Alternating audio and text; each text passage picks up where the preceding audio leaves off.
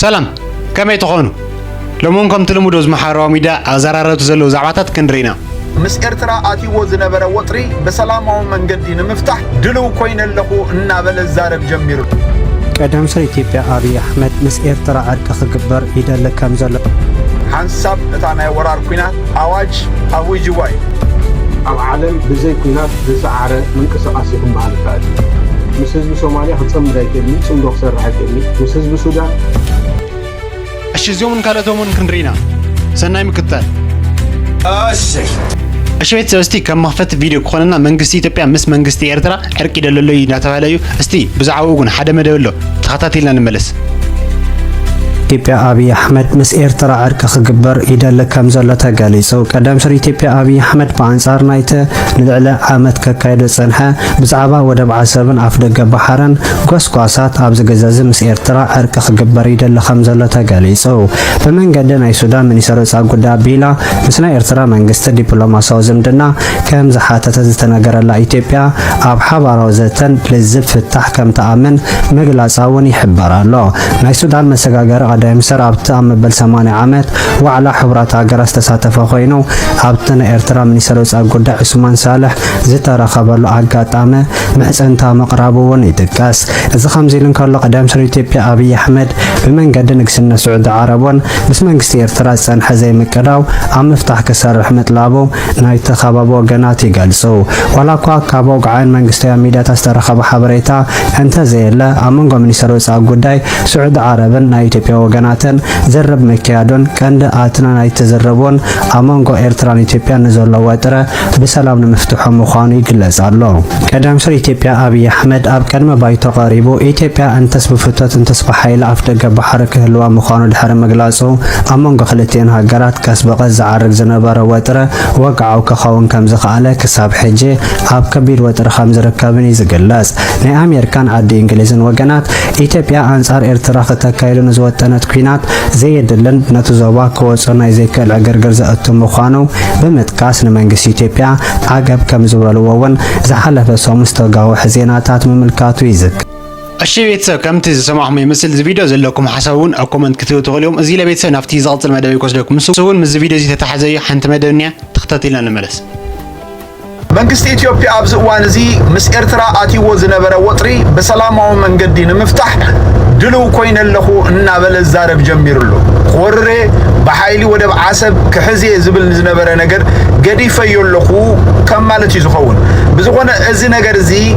ከመይ ክረአ ይግብኦ እንታይ ኢሉ ስታሊን ተማሊ እዋ በሎ ከፊእዎን ኮሎ ስለዚ እዚ ሰብ እዚ ወይ ከዓ አብይ አህመድ ኣብዚ እዋን እዚ ነዚ ሓድሽ ፖሊሲ ሒዙ ዝመጽእ ዘሎ ስጋብ ዝደልዎ ዝብኢ ይሕንክስ ከምቲ ዝበሃል ስጋብ ዝደልዎ ንትግራይ ንበይኑ ነምሓራ ንበይኑ ብድሕሪኡ ከዓ ንኤርትራ ዝብል አጀንዳ ከም ዘምጽእ ምንም ዝስሓት ኣይኮነን ስለዚ ከምቲ ስታሊን ዝበሎ በሎ ከፊእዎን ኮሎ ሓንሳብ እታ ናይ ወራር ኩናት አዋጅ አውጅዋ እዩ ብድሕሪ ሕጂ ስቕ ዝብል መንግስቲ ኤርትራ ሓይልታት ትግራይ ሓይልታት ኣምሓራ እንተልዮም ፖለቲካ ይርድኦምን ማለት እሺ ቤተሰብ ከምቲ ዝሰማዕኹም ይመስል ቪድዮ ዘለኩም ሓሳብ ናይዚ ቪድዮውን ኣብ ኮመንት ክትብቱ ትኽእሉም እዚ ለቤተሰብ ናፍቲ ዝቕፅል መደበይ እስቲ ክወስደኩም ሃገሮም ዘለዎም ዝምድና ምስ ፖለቲካ ምስ መንግስቲ ምስ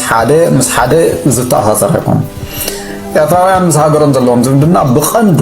ምስ ሰማዕታት ዘሎ ዝምድናን ኪዳንን እዩ ብኡ ቢልካ ኸዓኒ ምስ ባህሊ ምስ ታሪኽ ምስ መሬት ምስ ክብርታት ዝተኣሳሰር እዩ እዚ ምስ ፖለቲካ ምስ መንግስቲ ገለመለ ኢልካ ተብለኩም ከምቲ መንግስቲ ንባዕሉ ብኸምዚ ዝገልጾ ዘለኹ ዝግለጽ እዩ መንግስቲ ንባዕሉ ኣካል ሰማዕታት ኣካል ባህልን ታሪኽን እዩ ስለዚ እዚ ስጋብ ዝኾነ ዋላ ነቲ ነገሩ ግን መንግስቲ ኢልካ ከም ሓደ ፖለቲካዊ ሓይሊ ፍልይ ኣቢልካ እንድሕር ኣቐሚጥካዮ ህዝቢ እንተበልካ ነቲ ዘራርባ ተዓመልና ህዝቢ ኤርትራ ምስ ኤርትራ ዘለዎ ዝምድና ብዙኾነ ፖለቲካዊ መዕየሪታት ዝዕየር ኣይኮነን ነዚ ይገልጻ ነይሩ ናይ ብሓቂ እዚኣ ናብቲ ውልድታት ክሰጋገር ዘለዋ ፖለቲካ ሓሚቑ መንግስቲ ሓሚቑ ገለ ሓሚቑ ንሃገርካ ክደፋ ንሃገርካ ህረማ ዘይኮነ ኣብ ትሕቲ ዝኾነ ይኹን ኩነታት ህዝብኻ ሃገርካ ማለት ባህልኻ ታሪካ ሰማዕታትካ ስለ ዝኾነ እዚ ብዝኾነ ይኹን ኣካል ኣይምንጠል ኣይወሃብ ኣካልካ ደምካ ስጋኻ ነዚ ኸዓኒ ወትሩ ትሕልዎን ትከናኸኖን ማለት እዩ። እሺ ቤተሰብ ከምቲ ዝሰማዕኹሞ ይመስል ሕዚ እውን ናብቲ ዝቕፅል መደበይ ክወስደኩም ዘብክዮም ዘሎ ድማ ጽምዶ ዝበሃል ነገር ጽምዶ ሱቕ ኢሉ ይመስለኩም ፕሮባብሊ ኣብ ዓለም እቲ ብዘይ ኩናት ዝሰዓረ ምንቅስቃስ ይክበሃል ይከኣል ስለዚ ኣብቲ ናይ ኢትዮጵያ ውጭ ጉዳይ ሚኒስትር ወፃኢ ጉዳይ ሚኒስትር ሎማዓንቲ ተላይ ናብ ዩናይትድ ኔሽን ጸሓፎ ደብዳቤ ጽምዶ ብዝብል ሽም ክልቲኦም ሻዕቢያን ሕወሓትን ምስፋኖ ገጢሞም ኣብ ልዕሊ መንግስቲ ኢትዮጵያ ወራር ክፍጽሙ ኩናት ክፍጽሙ ይዳለዉ ኣለዉ እዩ ዝብል ዘሎ ወዲ በሻሻ ምስ ህዝቢ ሶማሊያ ክጸምድ ኣይክእልኒ ጽምዶ ክሰርሕ ኣይክእልኒ ምስ ህዝቢ ሱዳን ምስ መንግስቲ ሱዳን ጽምዶ ክሰርሕ ኣይክእልኒ ምስ ጅቡቲ ዘይሕሰብን ዘይሕለምኒ ኣብ ውሽጢ ኢትዮጵያ ኣብ ትግራይ ዕግርግር ኣሎ ኦልሞስ መንግስቲ ዝበሃል የለን ሕወሓት ጥራሕ እዩ ዘሎ ሕወሓት ነብሱ ዝኸኣለ መንግስቲ ኦር ዳርጋ ሃገር ይኹን ዘሎ ማንም ዝውንነ የለን ኣምሓራ ክልል ከምዚ ትሪእዎ ዘለኹም ኦሮሚያ ክልል ከምዚ ትሪእዎ ዘሎ እሺ ቤተሰብ እዚ ቪዲዮ ከምቲ ዝረአኹሞ ይመስል ሕዚ እውን ዘለኩም ሓሳብ ኣብ ኮመንት ክትብሉ ትኽእሉ እዚ ለቤተሰብ ናብቲ ናይ መወዳእታ መደበይ ክወስደኩም ኢትዮጵያ ኣፍ ደገ ባሕሪ ንምርካብ ኣብ ምስምማዕ በፂሓ ዝብል ዜና ካብ ንሰምዖ ዓመት ይሕሊፉሎ ኢትዮጵያውያን ኣብቲ እዋን እቲ እንኳ ሓጎሰኩም ናይ ዘመናት ሕልምና ክውን ገይረልኩም ኣለኹ ኢሉ ኣብይ ኣሕመድ ኣብ ትዊተር ኣካውንቱ ከምዚ ኢሉ ጽሒፉ ነይሩ ናለኩም ትሪእዎ ዘለኹም እንታይ ሞ ክበሃል ፈጣሪ ይመስገን ይዝበሃል ኢሉ እቲ ፈጣሪ እውን ኣብ ኣፍ ደገ ባሕሪ ናይ ኢትዮጵያስ ጣልቃ ኣትዩ ዝሰርሕ ስጋብ ዝመስል ከምዚ ኢሉ ጽሒፉ ነይሩ ኢትዮጵያውያን ብፍላይ ድማ እቶም ናይ ብልጽግና ሚድያ ويقول بحاجوس بقى نزهز بإثيوبيا بقى حجي سجمك أنقطعوا حجي كتفتنيها كتسجبيها إلهم كوسوس دم جميلهم جن نابتورك أنكارا خيرو إذا نجر زكاة أفريسو مسو نمنتاي أفريسو أمنتاي كونه تبتبصحه نإثيوبيا زحبرو ما يكونن ፍጹም አይበረውም ስለዚህ አብዝ እዋን ዝኸ እንደገና መንግስቲ ኤርትራ አብ ጉዳይ አፍደገ ባህር ምስ ኢትዮጵያ ክዝቲ ሕራኢሉ ኢልካ እንደገና ሆ አቢሎም ወይለም መንግስቲ ኤርትራ ዝውክሎ ኤምባሲ አዲስ አበባ ድማ እዚ ነገር ዝሕሶት እዩ ምስተባሃለ ቂሕም حجون نمنتاي كم زيلكمنا نمنتاي كأزي كم زي بلالو نمنتاي كم زعينة حبرها مسبسخة حبرتها زيتونا إلو زحات تلا انتاي تردو خابز تلنا إثيوبيان عبد ساعات زي عسابا يكونن بحر أفدقا يكونن ويكابل كم يجري بسلام وإلك حدر كم يجري سلام وفير سلام جزاي كم اللي استرائيل حسبوا زر الإثيوبياوي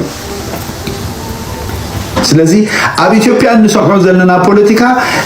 እለት ንእዋኑ ነዛ መዓልቲ እዚኣ እትጠቅም እንታይ እንተሃብናዮ ነዚ ህዝቢ ንእዝኑ ዝኸውን ጥራይም ዝሓስቡ እምበር ፖለቲካ ሜታቶም ኣላ ክብለኩም ደልየ